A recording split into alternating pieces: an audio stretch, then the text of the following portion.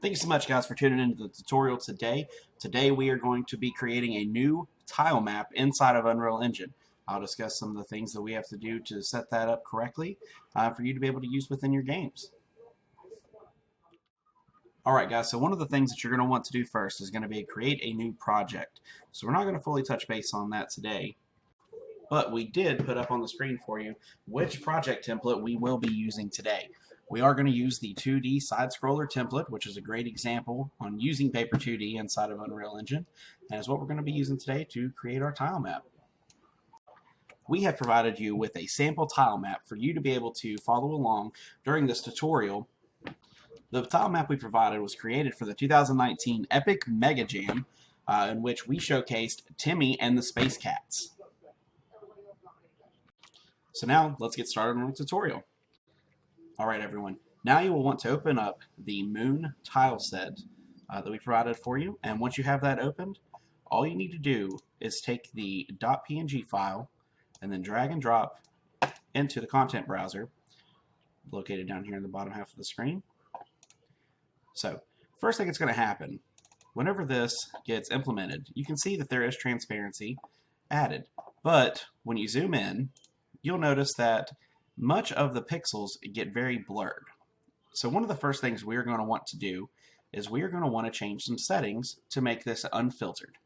To do that, we're going to go onto the right hand side and go to compression settings. Once we choose that, there's multiple options here, but the main one we're going to be looking for today is user interface 2D. So that sets this as being a 2D object and will be used in a 2D space.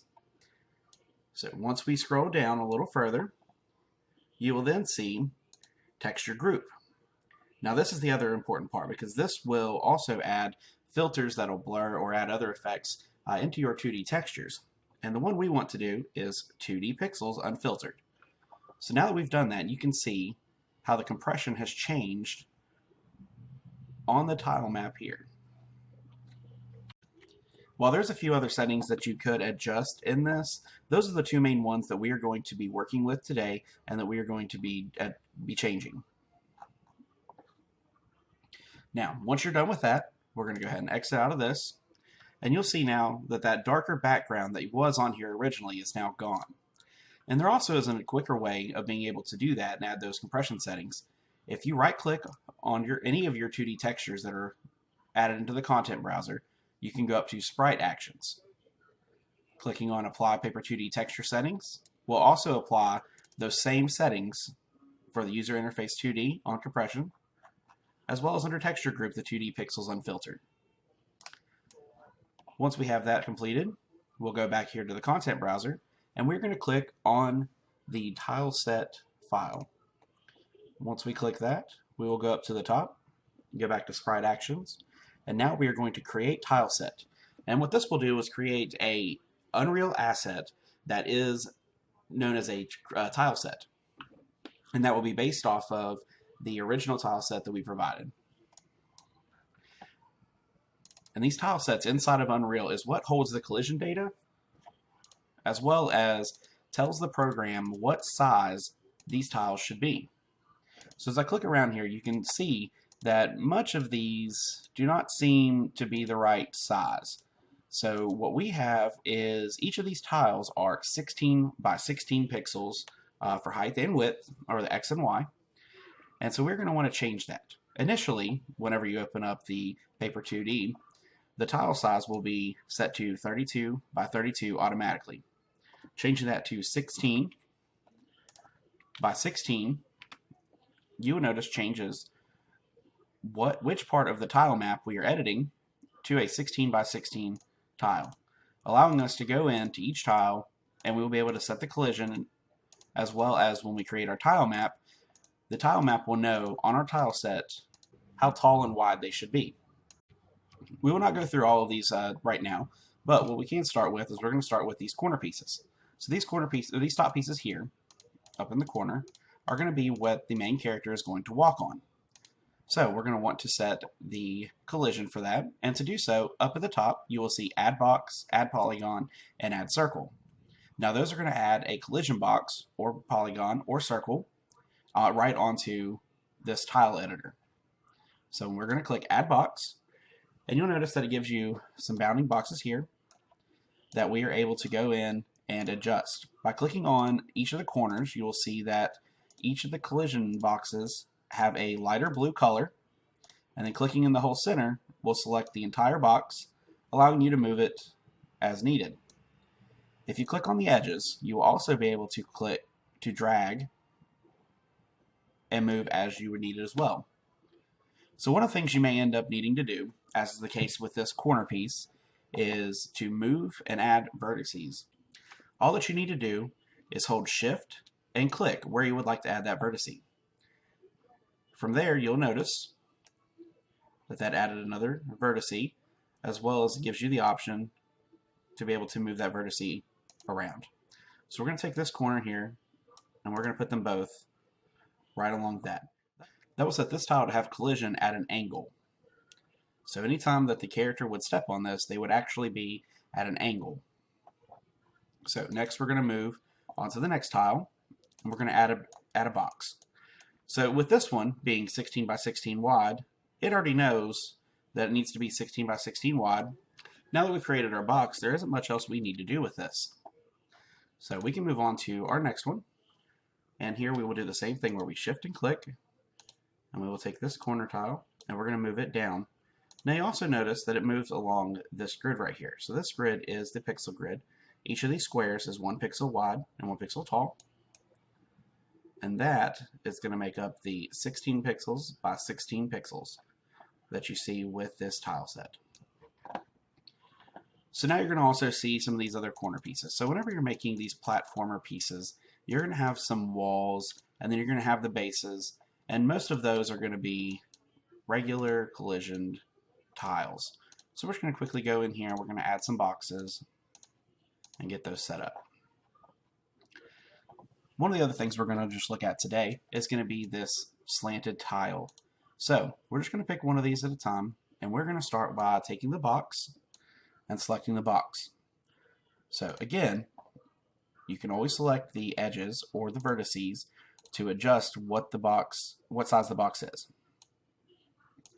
So we're going to take this corner and we're going to drag it down to be about right here, right along this line. We'll then take this tile, which is a continued of this slanted piece, and we're going to do the same thing. Now here's where we're going to use actually the edge, because we're going to bring this one down right along with this corner here, and we'll bring this corner same way all the way down here. Now you notice this actually makes this one into a triangle, in which you could do add polygon, and you could start drawing out the shapes as you want and make it however you need to and see fit. But we're just going to stick with the box here. So we're also going to add the other half of the collision box, and this would just mean that if this was above the player wouldn't, or would collide with this and would not just overlap it. So we'll move this up,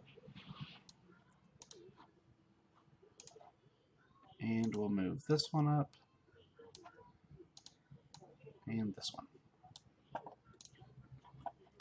So now that we've created this side, that's all we're going to do today. You'll notice there's no other collision tiles set up. You can continue to add those if you please. For now, we're going to move on. So now that we've selected and created all the collision, we're going to check a few other settings. So we've already looked at the tile size, making sure that these tiles are 16 by 16. You can also change which texture you're using, which right now, of course, we only have the moon tile set ready. Next, you can check border, and what this is going to do is this is going to take the border that you see here and we'll move it inward just in case you have a border in the tile set that you've made. So let's say we did. So we're going to add 5 here, and you're going to see that's going to move 5 pixels in. Now that also changes where exactly the tile set starts. So it's not something that you should use unless you're getting some other tile sets from somebody else that was made and they've included borders. You're probably not going to use that. Another feature that there isn't in here, and might be useful for some, is the per tile spacing.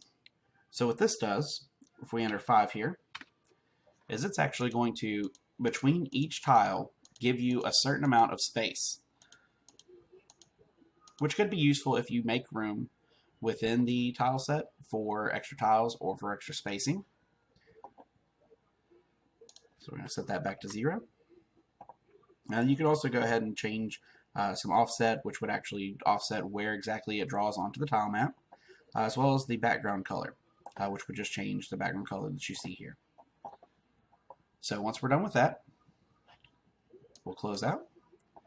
And so now we're going to choose that tile set that we were just editing and that we've just created. And we're going to right click and create tile map. Now the tile map is what is actually seen within the viewport.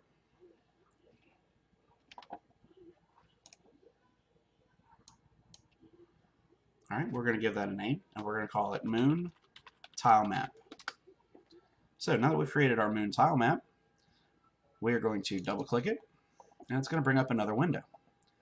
Now what you're going to see here is you're going to see that Moon tile set over on the side, and when you start clicking, as long as you selected the same settings that I did, it should pick only 16 by 16 tiles. So next thing we're going to do is we're actually going to look in this box.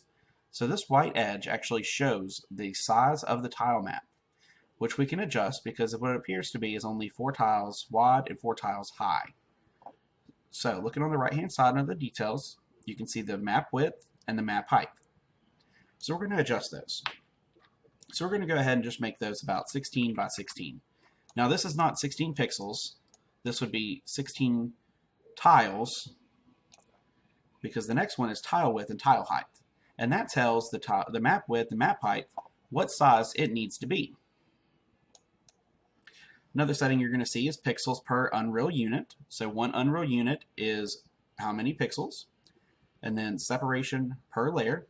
And this actually works whenever it comes to like Z filtering and anytime you might have any overlap with your layers.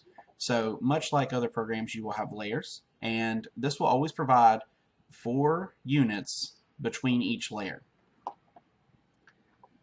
Next thing we're going to have is projection mode, which is orthogonal, and that's mostly used whenever it does come to Paper2d and how the camera will put the sprites and the characters and textures on the screen. So the next thing we're going to look at is going to be collision thickness. And what this is going to set is how thick the collision box that we set up is. So after we've reviewed all these settings, and now we're ready to start drawing our map. So first thing we're going to do is we're going to go over here and look at our tile set. Now if you have a regular mouse, you can scroll with the middle mouse wheel and zoom in. So you can kind of get in there a little closer and see which tiles you're selecting. So first thing we're going to do is make sure that we have our paint tool, and then we're going to pick which tile we want to start with. So we're just going to pick a random spot here in the middle. There's no right or wrong way to do setting this, but if you were going to set up a bigger scene, you might try to start it smaller. As you play around with it, you'll be able to figure out exactly more of what you're trying to do. So we're going to start drawing some of the middle layer. So once we have a handful of pieces of our middle layer, we're now going to set up our edges. So we're going to take our left edge and then our right edge, and then we will also set up the side walls, the middle piece, which another interesting thing is that it does have a fill. So once you have a wall, you can hit fill.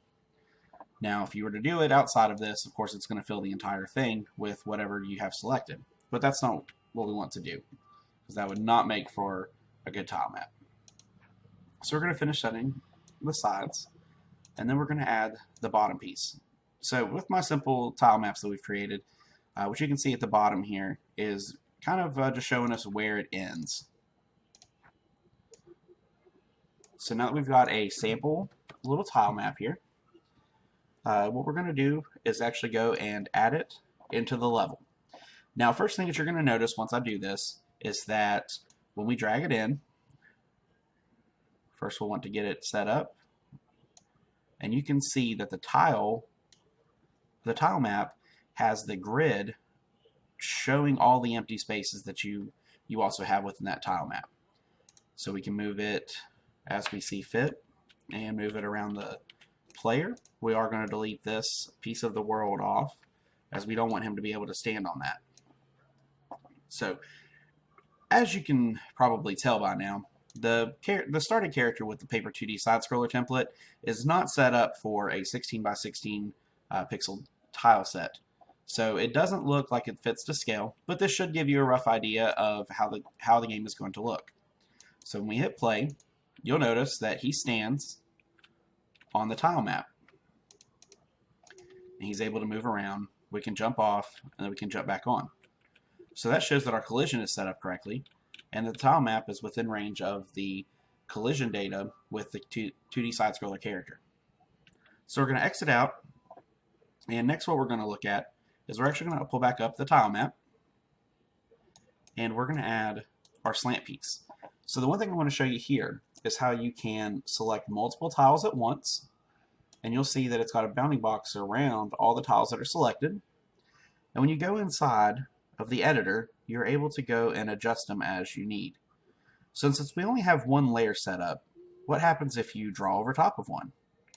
Well, that's going to delete what was already there, which is fine for this because we don't need that corner tile piece if we're going to start adding this corner, or the slant, sorry.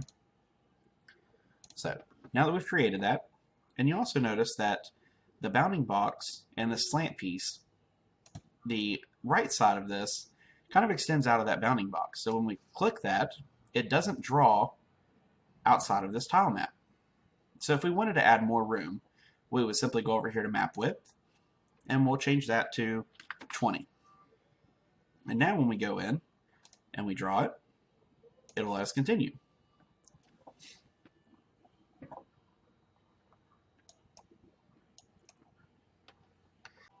So to make this a little nicer, what we're going to do is we're going to go in and take our eraser tool, and we're going to delete these two pieces as well as this piece here.